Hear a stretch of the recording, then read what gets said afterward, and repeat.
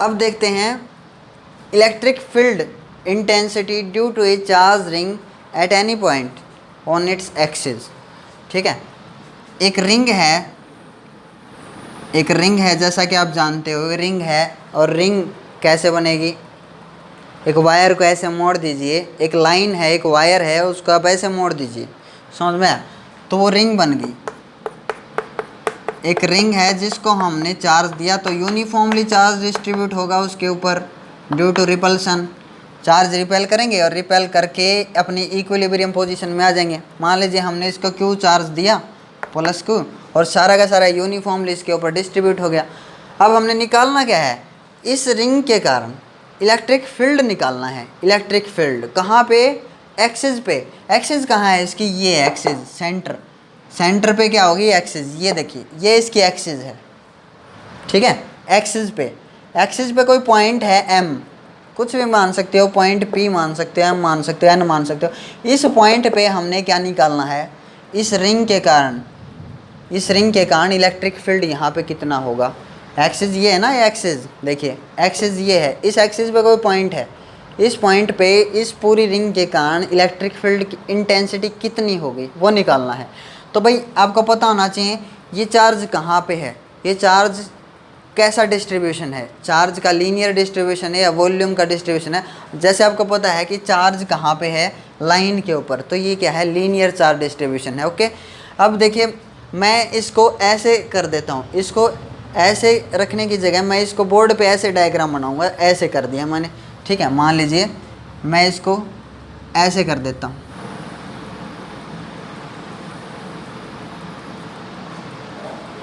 ठीक है, मैंने इस रिंग को ऐसे करके रखा है, अब ऐसे।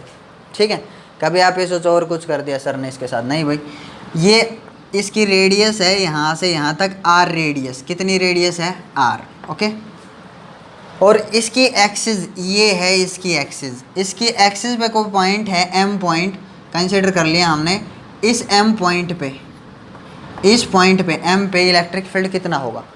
ठीक है, लेकिन हमारे को पता है कि अपने पास जो इलेक्ट्रिक फील्ड का जो फॉर्मूला है वो सिर्फ एक पॉइंट चार्ज के कारण है, एक पॉइंट के ऊपर चार्ज है तो उसके कारण है, समझ में ना? इस रिंग के कारण कैसे निकालेंगे? तो हम क्या मान लेते हैं, हम यहाँ पे इसका छोटा सा एलिमेंट तोड़ते हैं, यहाँ पे छोटा सा एलिमेंट DL जिसकी लेंथ है, और हमने क्या कहा? DL एक लेंथ नहीं है, क्या है? एक पॉइंट। समझ में आया? यहाँ पे हमने एक छोटा सा DL लेंथ लिया हमने, और इस DL को क्या माना कि DL एक पॉइंट है। तो यहाँ पे अपने को परमिशन मिल जाएगी इलेक्ट्रिक फील्ड का फॉर्मूला अप्लाई करने की, क्योंकि DL एक लेंथ नहीं रही है भाई, के पॉइंट बन गया। और हमने क्या कहा? इसके ऊपर कितना चार्ज है? DQ चार्ज है इस DL के ऊपर। तो यहाँ पे इलेक्ट्रिक फील्ड बनाएगा ये, क्योंकि इसके ऊपर पॉजिटिव चार्ज है, तो इस पॉइंट पे ये इलेक्ट्रिक फील्ड बनाएगा। किधर? बाहर जाते हुए ऐसे। देखिए इस पॉइंट से देखो, इस पॉइंट पे देखना चाहते हैं इलेक्ट्रिक फील्ड कैसे बनाएगा। तो पॉजिटिव चार्ज से इलेक्ट्रिक फील्ड निकलता है, जैसा कि पहले की वीडियो में भी हम पढ़ चुके हैं कि पॉजिटिव चार्ज से इलेक्ट्रिक फील्ड निकलता है। तो किधर निकलेगा? पॉजिटिव चार्ज से हर डायरेक्शन में ऐसे। तो इस पॉइंट पे अगर ये आप पॉइंट मान रहे हो तो इसे इलेक्ट्रिक फील्ड कैसा निकलेगा? ऐसे DE। भाई DQ चार्ज, स्मॉल चार्ज कितना इलेक्ट्रिक फील्ड बनाएगा? DE। ठीक है ना? वैसे हमने यहाँ के लिए भी कंसीडर किया है। हमने यहाँ के लिए क्या है? DL लेंथ कंसीडर की, नीचे वाले हिस्से के लिए ऐसे DL, और इस DL पे कितना चार्ज है? DQ। तो इस पॉइंट पे इलेक्ट्रिक फील्ड कैसा बनाएगा? ये डिस्टेंस है ना इसके बीच का, ये गैप है। एक बार इस M पॉइंट को इधर लिख देंगे हम थोड़ा ऊपर, ये M पॉइंट है।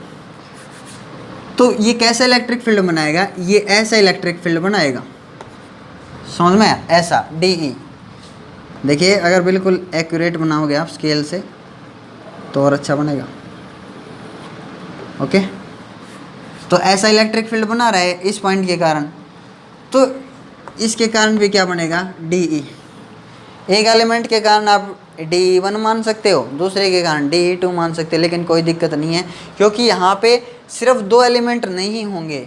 यहाँ पे सिर्फ 2 एलिमेंट नहीं है, ऐसे इधर वाला भी एक एलिमेंट होगा छोटा सा, इधर भी एलिमेंट होगा, फिर इसके पास वाला इधर वाला एलिमेंट लेंगे, इधर वाला, हर जगह DL मानेंगे पूरे पे, हर जगह डीएल, हर जगह डीएल डीएल डीएल सभी जुड़ के टोटल लेंथ बन जाएगी। ये कितनी बन जाएगी? L length. चीज़ आई समझ में? ये सिर्फ शो करने के लिए, समझाने के लिए कि ऐसे ऐसे इलेक्ट्रिक फील्ड बनेगा। ठीक है, अभी तो सिर्फ ऊपर और नीचे के पॉइंट मानने हमने। इधर वाले कौन मानेगा? इधर वाले कौन मानेगा? हर जगह डीएल मानना है हमने इसके ऊपर। समझ में आया? तो देखिए ये कितने एंगल पे था? Theta angle. ये जो पॉइंट था एम पॉइंट, इस एक्सिस के साथ ये जो डिस्टेंस है ये कितना एंगल बना रहा है? थीटा एंगल बना रहा है। और इधर वाली जो डीएल लेंथ है वो भी कितना एंगल बना रही है? थीटा। तो अगर आप इसको एक्सटेंड करते हो तो ये एंगल थीटा है, तो ये एंगल भी क्या होगा? थीटा। और ये एंगल भी क्या होगा?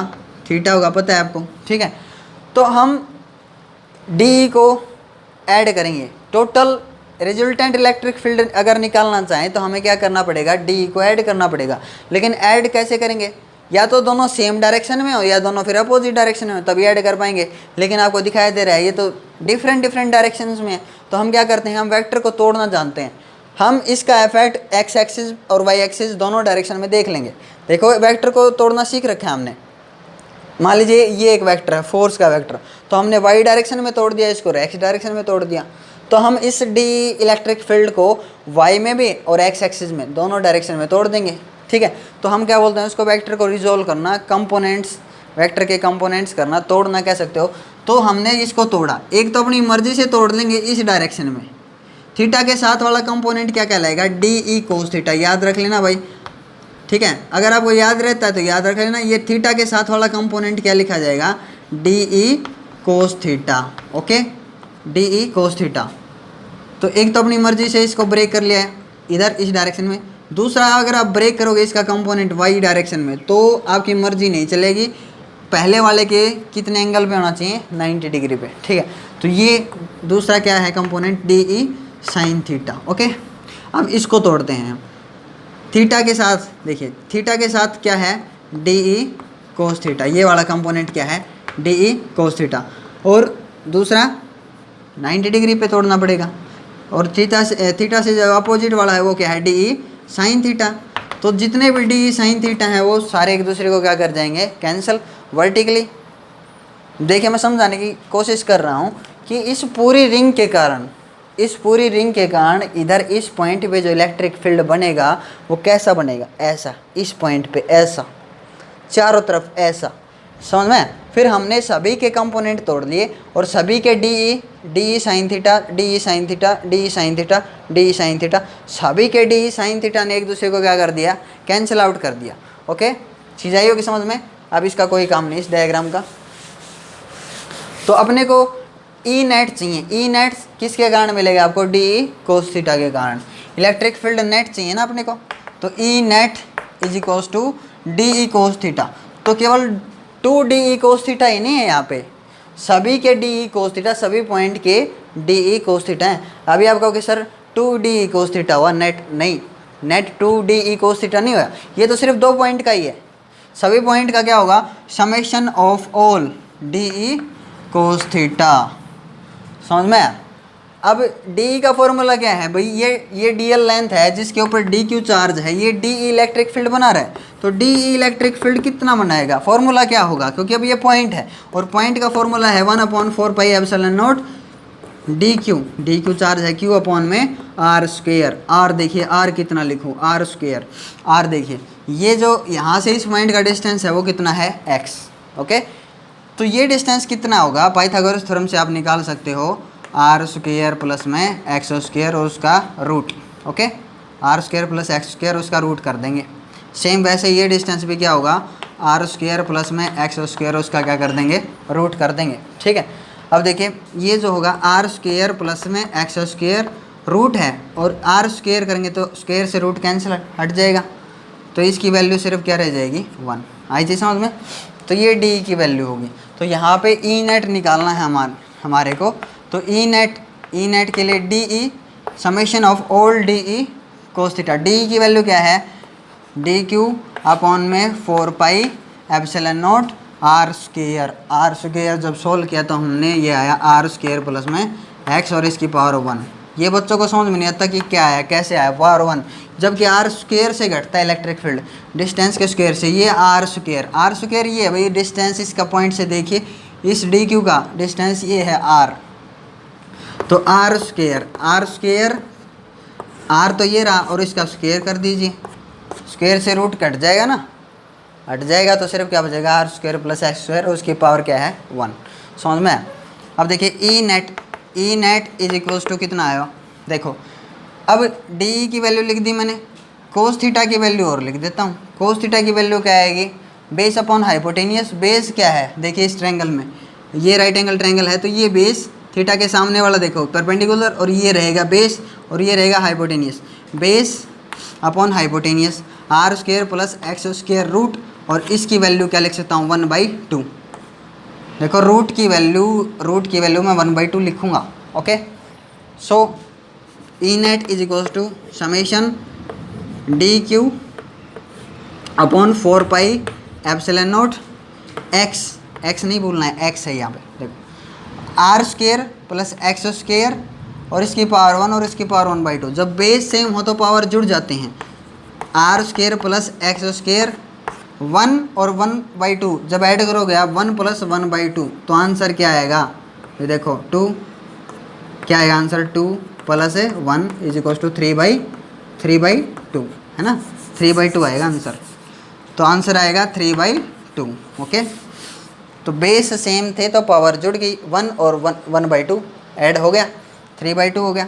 तो ई नेट कितना आया, ई नेट इज इक्वल्स टू, देखिए चार्ज कहाँ पे है ये पता होना चाहिए, ये चार्ज है कहाँ पे, ये चार्ज लेंथ पे है, पूरी लेंथ पे। तो डी क्यू को मैं लिख क्या सकता हूँ, आपने पढ़ा होगा लीनियर चार्ज डेंसिटी क्या आती है, d Q by D L लिख सकता हूँ मैं। तो डी क्यू को क्या लिखूँगा, डी क्यू होगा लैम्डा इंटू डी एल। तो मैंने लिखा है इसका डी क्यू की जगह लैम्डा इंटू डी एल और अपॉन में 4 pi epsilon naught r square plus में एक्स स्क्वायर पावर 3/2 और ऊपर क्या है एक्स। ओके, अब देखो डी एल पूरी डी एल सभी को जोड़ रहे हैं, इसका मतलब आप क्या कर रहे हो, इंटीग्रेट, इसलिए क्या आ जाएगा इंटीग्रेशन। ठीक है ना, इंटीग्रेशन वाला साइन आ जाएगा। और पूरी कंप्लीट लूप को कर रहे हो इसलिए यहाँ पे क्लोज लूप भी बना सकते हो और ना बनाओ तो भी कोई दिक्कत नहीं है, यानी कि आप डी एल पूरी लेंथ को इंटीग्रेट कर रहे हो, जोड़ रहे हो, ऐसा बोल सकते हैं। तो मैंने समेशन की जगह क्या लगा दिया, इंटीग्रेशन। ठीक है, तो कांस्टेंट चीज़ें जो है वो बाहर आ जाएंगी, 1/4 pi epsilon naught constant value है। ठीक है, देखो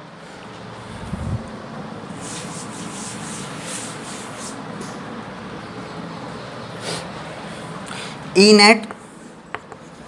net is equals to 1/4 pi epsilon naught. ठीक है, और इंटीग्रेट कर दें हैं हम किसको, लैम्डा इंटू डी एल और यहाँ पे नीचे आएगा ऊपर एक्स इंटू में और नीचे है r square plus x square की पावर 3/2। ठीक है, अब देखो इंटीग्रेट कर दिया हमने, टोटल लेंथ को इंटीग्रेट कर दिया, एल लिख दिया मैंने, समझ में आया। तो लैम्डा इंटू डी एल जुड़ के क्या बन जाएगा, ये फॉर्मूला क्या कहलाएगा अब, ई नेट इज इक्वल्स टू, सभी को इंटीग्रेट कर दिया ना हमने, तो ये lambda into total length, total charge बोला जाएगा। देखो लैम्डा को मैंने अभी भी लिख के दिखाया था D Q by D L. ठीक है, तो अगर पूरी की पूरी लेंथ जो आ जाएगी लैम्डा इंटू टोटल लेंथ हो जाएगी, तो ये चार्ज डी क्यू की जगह क्या आ जाएगा, टोटल चार्ज आ जाएगा। समझ में ना, देखो डी क्यू को क्या लिखा जाएगा, डी क्यू को लिखा जाएगा लैम्डा इंटू डी एल। जब ये लेंथ पूरी होगी, टोटल लेंथ के लिए हमने कर दिया, तो यहाँ पे डी क्यू की जगह क्या आ जाएगा, टोटल चार्ज आएगा, q is equals to lambda into l. समझ में ना, हाँ। तो अब यहाँ पे ये फॉर्मूला बन गया 1/4 पाई एप्सिलॉन नॉट, तो सीधा लिखता हूँ मैं Q/4 पाई एप्सिलॉन नॉट, क्योंकि आपने उसको इंटीग्रेट कर रखा है डी एल को। ठीक है, और डी एल एल और एल इंटू लेमडा क्या बन जाएगा, टोटल चार्ज Q जितना हमने इसको दिया था। अब देखो Q इंटू एक्स और नीचे है r square plus x square plus x square power 3/2। So ये आ गया electric field intensity due to a charge ring at its axis. अब देखो स्पेशल केसेस, इसके स्पेशल केसेस क्या बनेंगे। Special cases. तो पहला स्पेशल केस क्या है? पहला स्पेशल केस ये होगा कि अगर r is very very small, if r is so small then x, so it can be neglected. If r is so small than x, so r can be neglected। r को neglect कर देंगे तो क्या होगा formula? E net का formula क्या है अपना? ई नेट का फॉर्मूला है q upon 4 epsilon not, q upon 4 epsilon not, ऊपर है x और नीचे r को नेगलेक्ट कर दिया तो x की पावर कितनी होगी? देखिए x की पावर, r को तो नेगलेक्ट कर दिया हमने, तो x की पावर कितनी है? एक तो 2 है ऑलरेडी और 3/2, 3/2, 2 से 2 कैंसिल और x की पावर क्या आ जाएगी? क्यूब आ जाएगी। समझ में? तो x की पावर क्या हो गई? क्यूब। क्यूब से ये वैल्यू कैंसिल, एक पावर कैंसिल हो गई तो सिर्फ x का क्या बचेगा? स्क्वायर। सिर्फ और सिर्फ x का क्या बचेगा? स्क्वायर नीचे। ओके, तो इलेक्ट्रिक फील्ड का फॉर्मूला क्या आया स्पेशल केस में? देखिए, अगर r बहुत छोटा है, बहुत ही छोटा है, तो ये फॉर्मूला हमने देखा हुआ है। किसका फॉर्मूला है? q upon 4 pi epsilon not, q upon 4 pi epsilon not upon में r स्क्वायर। किसका फॉर्मूला है ये? पॉइंट चार्ज का। तो अगर r बहुत छोटा कर दिया हमने तो ये रिंग की तरह बिहेव नहीं करेगी, ये किसकी तरह बिहेव करेगी? As a point charge. और ये पॉइंट चार्ज का फॉर्मूला है अपना। समझ में आया? अब देखिए, इस पॉइंट को आप रिंग के सेंटर पे ले आइए। देखिए दूसरे केस में x को 0 कर दीजिए, x को 0 कर दीजिए दूसरे केस में। If this point m on the axis of a ring, अगर रिंग के एक्सिस पे अगर आ गया तो x की वैल्यू क्या होगी? x की वैल्यू 0। तो x की वैल्यू 0 तो इलेक्ट्रिक फील्ड की वैल्यू भी क्या होगी? 0। ओके, सो दूसरा स्पेशल केस ये है अपना, रिंग के एक्सिस पे इलेक्ट्रिक फील्ड की वैल्यू क्या आएगी? 0। समझ में आएगा? इलेक्ट्रिक फील्ड क्या हो जाएगा? 0। क्यों? देखिए, अगर स्क्रीनशॉट लेना चाहते हो तो ले सकते हो, क्योंकि ये रिंग है। देखिए रिंग है ना, तो यहाँ हर जगह इसके ऊपर यूनिफॉर्मली चार्ज डिस्ट्रीब्यूट है। अगर आप रिंग के एक्सिस पे आ गए तो इलेक्ट्रिक फील्ड की वैल्यू क्या हो जाएगी? According to this special case electric field 0। तो देखिए यहाँ पे रखा हुआ जो चार्ज है उसके ऊपर फोर्स किधर लगेगा? अगर फोर्स लगेगा तो इलेक्ट्रिक फील्ड है, अदरवाइज नहीं है। ये इसको इधर फोर्स लगाएगा। पॉजिटिव चार्ज अगर हमने सेंटर पे रखा है मान लीजिए, तो ये इसको इधर धकेल लेगा, ये इसको इधर धकेल लेगा, ये इसको इधर धकेल लेगा, ये इसको इधर धकेल लेगा। ये पॉजिटिव को रिपेल उधर करेगा उस साइड, ये वाला पॉजिटिव उसको उधर इस साइड रिपेल करेगा। तो सारे मिलके फोर्स लगाएंगे और सभी का रिजल्टेंट क्या आएगा? 0। तो इलेक्ट्रिक फील्ड यहाँ पे क्या आ गया? 0। समझ में? सो नेक्स्ट वीडियो में हम पढ़ेंगे properties of electric field lines. Electric field lines क्या होती है और उनकी प्रॉपर्टीज़ क्या हैं। ठीक है, जब डायपोल को हमने पढ़ा कि डायपोल को यूनिफॉर्म इलेक्ट्रिक फील्ड में रखेंगे तो क्या इफेक्ट पड़ेगा? नेट फोर्स क्या था? 0। अब नॉन यूनिफॉर्म में रखेंगे तो क्या इफेक्ट पड़ेगा? वो सारी चीज़ें नेक्स्ट वीडियो में पढ़ेंगे हम। So thank you for watching this video, keep watching and keep motivating me. So thank you once again.